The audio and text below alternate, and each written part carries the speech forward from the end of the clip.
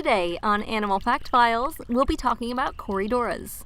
Be sure to subscribe to the channel for more facts on your favorite animals. Corydoras were suggested by a close friend of the show, and we're happy to discuss them. A few weeks ago, we released an episode on plecos. Corydoras, or Cory catfish, are actually pretty closely related to plecos in the sense that they are both catfish and they both have bony armor. However, Corydoras do not have sucker mouths in the way plecos do, so they are classified a bit differently. Corydoras is the name of the genus in which all species of Cory catfish are found. There are more than 150 different species of Corydoras, and they all hail from South America. They are bottom dwellers who prefer small streams, ponds, swamps, and the banks of rivers and lakes. In the wild, they live in groups called shoals that can number up to 1,000 individuals, though smaller amounts are more likely. They will even shoal with members of differing species, but again, this is not as typical. Corydoras can be identified by the 3 pairs of barbels found on their faces. These act as sensors to aid in finding food on the floor of the water column. They're kind of like fingers, but on their faces. You could sort of correlate them to cat whiskers even. These barbels are sensitive to sharp or harsh substrate, so Cory catfish need to be housed in tanks that will not cause damage to these sensitive face fingers.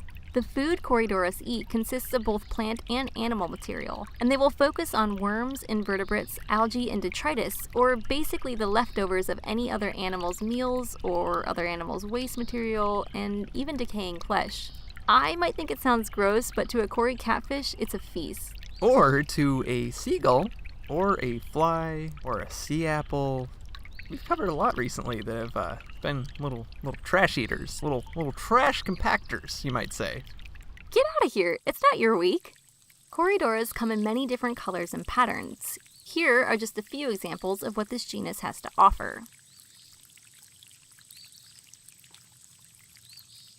In size, they can range from right around an inch to nearly 5 inches at full length. This makes them, on average, much smaller than the aforementioned pleco species, and it's this fact, along with the hardiness of Corydoras, that they likely make a much better cleaner fish for beginner aquarium enthusiasts.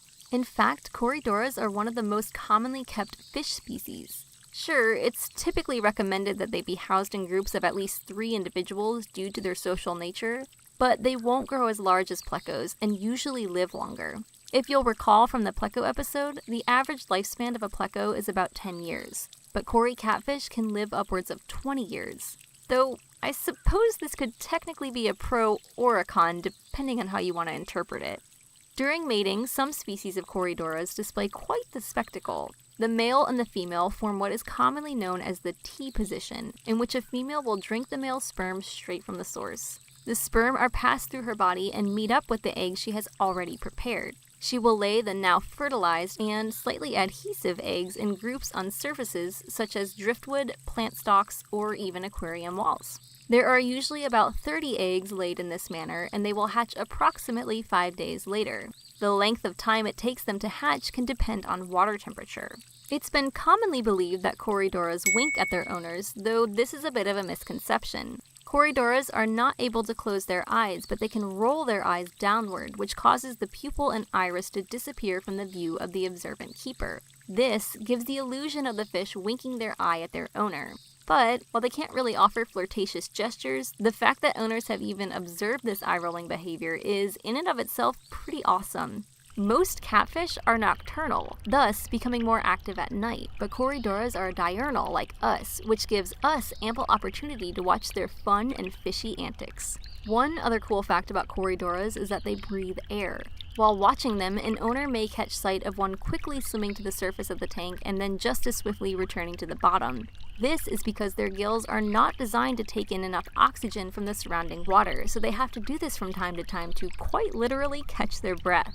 For more facts on Corydoras, please take a look at the links in the description. Have you ever owned a Cory catfish? Let us know in the comments. As always, thank you so much for watching, and be sure to give a thumbs up for more Animal Fact Files.